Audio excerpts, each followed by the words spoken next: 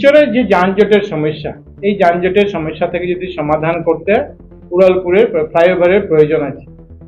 আমরা সঙ্গে কিছুদিন আগে যখন অগাস্ট মাসে মুখ্যমন্ত্রী মহাশয় এসেছিলেন, সেটা ডিপিআর, সেটা প্ল্যানিং যেটা ছিল সেটা ডিসি অফিসে দেখানো হয়েছিল। পরবর্তীতে কিছুদিন আগে আমি এবং আমার সতীর্থ মন্ত্রী কৃষ্ণেন্দু পাল দুজনে আমাদের শিলচরের উধারবন্দের বিধায়ক মহাশয়ের উপস্থিত ছিলেন জেলা শাসকের কার্যালয়ে।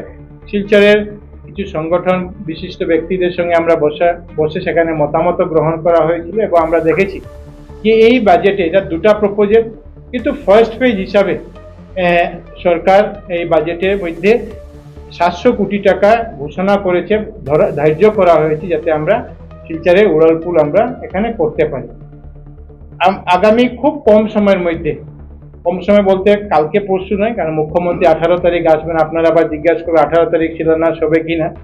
আগামী 3 মাসের মধ্যে আমি আপনাদেরকে এটা বলতে পারি দায়িত্ব নিয়ে যে উড়ালপুরের যে প্রারম্ভিক কাজ, সেই প্রারম্ভিক কাজ আমরা শুরু করতে পারবো, যাতে, কারণ এটা সরকার স্যাংশন করেছে, দুটা প্রপোজাল এখানে আছে, দুটা ফ্লাইওভার করার, ফেজ 1 ফেজ 2 হিসাবে করার।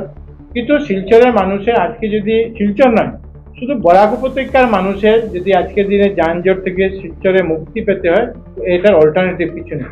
এই জন্য বিশেষভাবে এই যে প্রজেক্ট 700 কোটি টাকার একটা প্রজেক্ট, এটা এই ফ্লাইওভারের জন্য নেওয়া হয়েছে, সেটার জন্য আমরা অত্যন্ত আনন্দিত এবং দল হিসাবে আমরা গৌরবান্বিত যে আমরা যে প্রতিশ্রুতি আজকে থেকে 10 বছর আগে জনগণকে আমরা দিয়েছিলাম, সেটা আমরা বাস্তবায়িত করার পথে আমরা যেটা সেটা আমরা আরম্ভ করেছি।